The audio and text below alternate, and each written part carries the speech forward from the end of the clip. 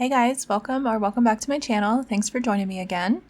In today's video, I'm going to be making two recipes, barbecue chicken quesadillas and chicken and dumplings. So I'm doing a new series called One Chicken and Two Dinners. Very self-explanatory. For the first recipe, we're going to be using one rotisserie chicken, some barbecue sauce of your choice, some fresh chopped herbs. I'm using cilantro today. 1 can of sweet corn, crispy fried onions, cheddar cheese or any cheese that you guys like, and some really big flour tortillas. So I'm just going to begin by heating up my tortilla. These are extra grande. You can only find these sometimes, but they're great for quesadillas because they are so big.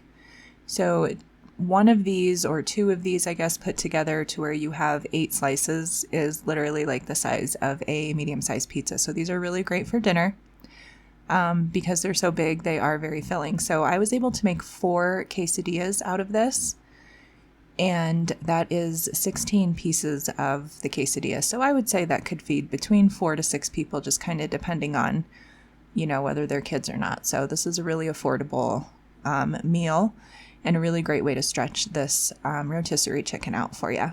So I just added down my cheese.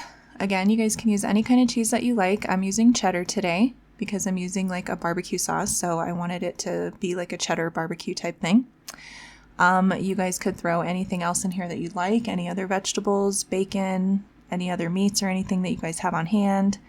Quesadillas are a really great way to use up extra stuff in the fridge, just little odds and ends and stuff like that. So just get creative with it. So I just covered my rotisserie chicken with some barbecue sauce. I pulled about 3 cups of chicken off of my rotisserie chicken, and I'm going to use the other remainder of the chicken for my second recipe. So I'm going to make 2 full dinners out of this chicken.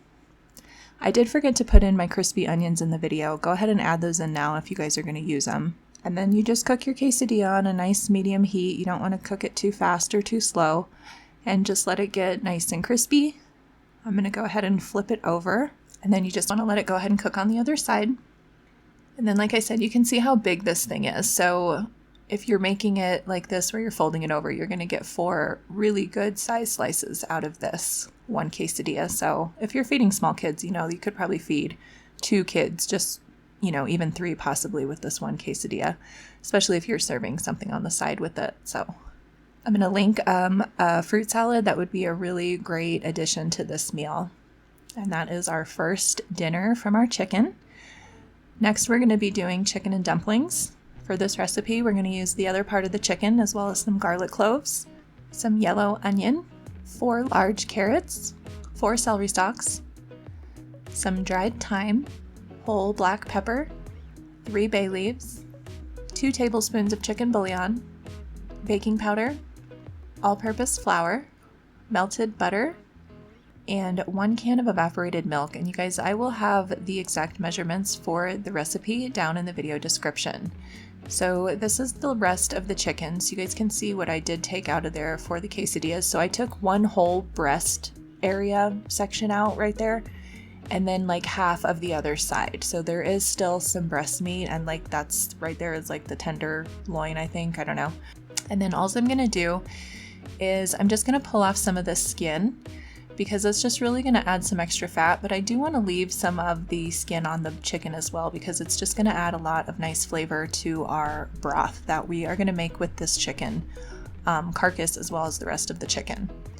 So boiling the chicken and turning it into a chicken broth is a really, really great way to get every little teeny tiny single piece of chicken off of these bones.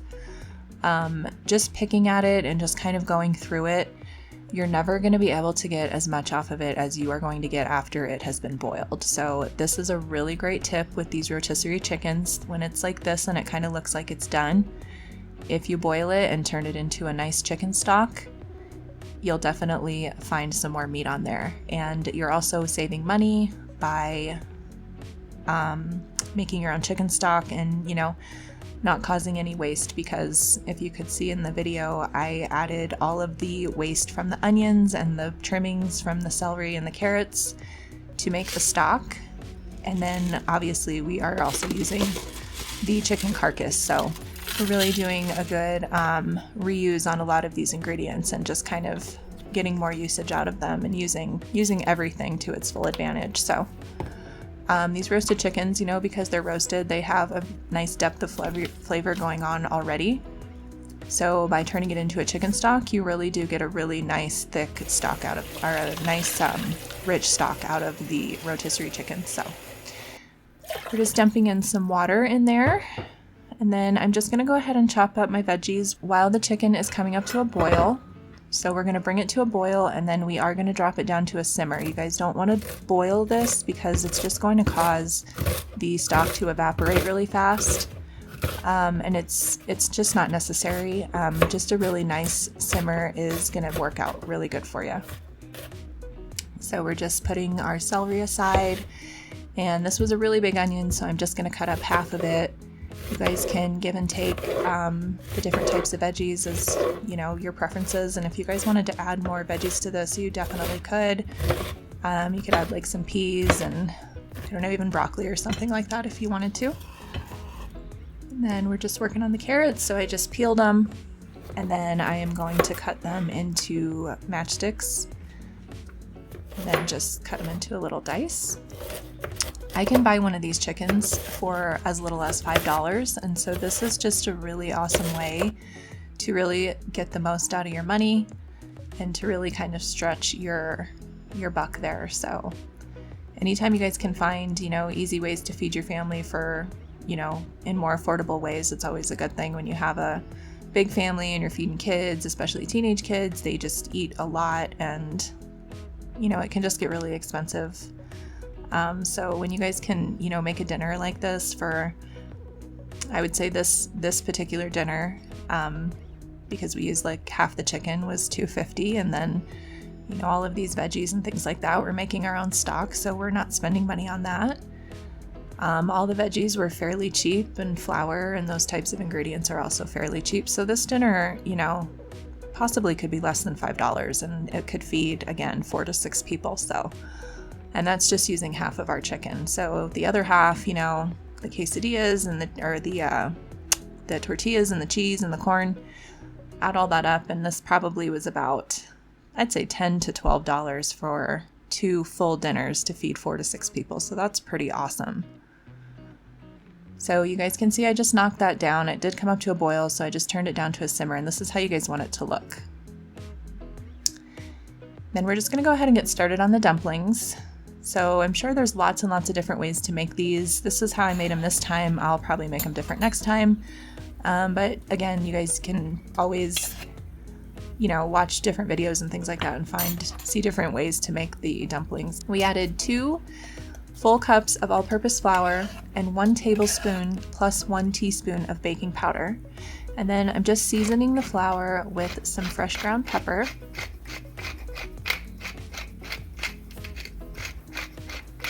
And I put a lot of pepper in there, so you guys, this is up to your preference. And then I'm also going to add in a teaspoon of salt. And you guys, I am using kosher salt, so keep that in mind whenever you watch my videos. I always use kosher salt, so it is going to be sort of a different type of a measurement if you're using iodized salt. I would cut it probably in half, so a half a teaspoon of iodized salt. And then I just did add 2 teaspoons of dried thyme into my flour mixture. And then you guys want your milk to be kind of warm, because we're going to add the melted butter in. So if you add melted butter into cold milk, it's going to solidify the butter.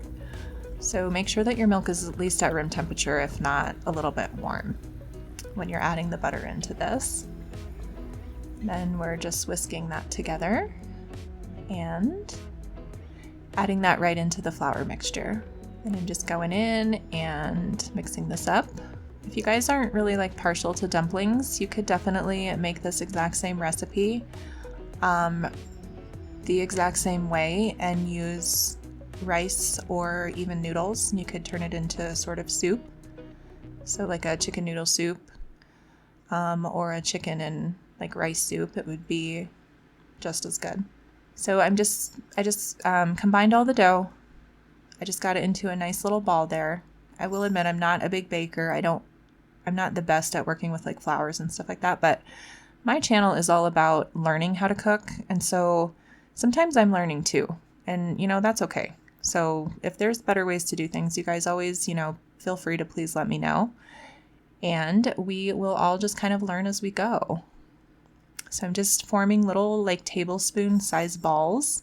And this is just, I'm just showing you guys here that the broth looks really nice and rich. So this has been simmering for about 20 minutes now.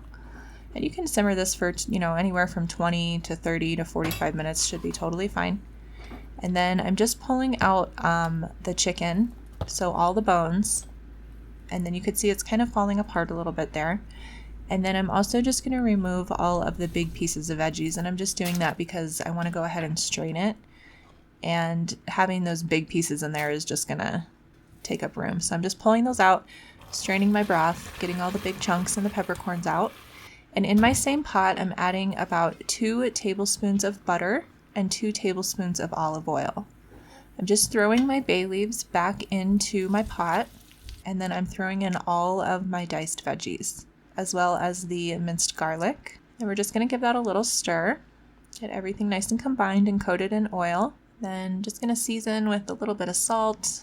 Probably put in about a half a teaspoon there, and then some fresh cracked pepper. And again, salt and pepper is always going to be to your guys' taste. So if you're on a low sodium diet, you can definitely just not add the salt at all, or kind of what you're supposed to be doing on your diet. So just kind of modify it as you need to fit your lifestyle. Then I just threw in some more dried thyme. And then I'm just adding in 2 tablespoons of all-purpose flour. So this is just going to mix with the butter and the oil and create a roux, just to kind of give our, gravy, broth, whatever the mixture will end up being. It's just going to give it a little bit of a thickness. Not too much, because I don't want this to be too thick. Okay, so now I'm just pulling all the chicken, but I want to show you guys, if you flip the chicken over, and this is the back side, the underside of the chicken. So there is a lot of meat down here. And it's really it's a little bit difficult to get to unless you get to it when the chicken is like nice and hot and fresh. Once the chicken gets like cold and starts to get hard again, this meat is a little bit difficult to get to. But once you simmer it in the broth and you make the broth out of it, it just completely falls off the bone and it doesn't get too dry. It doesn't get overcooked at all.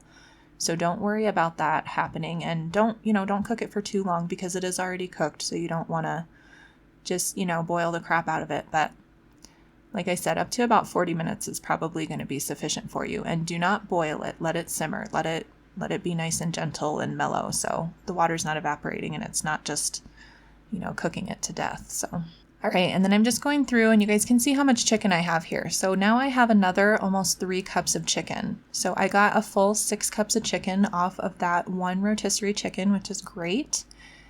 And it enabled me to make 2 full dinners out of it. So I have 3 kids. I know it gets expensive feeding them, and when I can do things like this to save some money over a couple days, it helps out a lot. So I just added the chicken stock back into the pot, brought that up to a little boil, added in the evaporated milk. I'm just giving it a little taste test now. You guys adjust your seasonings at this point. So I am adding in another teaspoon of salt. Then I'm also adding in a little bit more fresh ground pepper. And then I'm also going to go ahead and add in a teaspoon of garlic pepper. If you guys watch my videos, this is my favorite spice. And so now we've just brought this back up to a boil. Again, I'm going to put it back down to a simmer. And then I'm just dropping in my dumplings. I'm just kind of stirring them just so that they're not sticking together. Then we're going to throw a lid on these and we're going to cook them for about 15 minutes. And this did bubble over a little bit, even with it being on just a simmer. It got pretty out of control, and that was probably from the baking powder.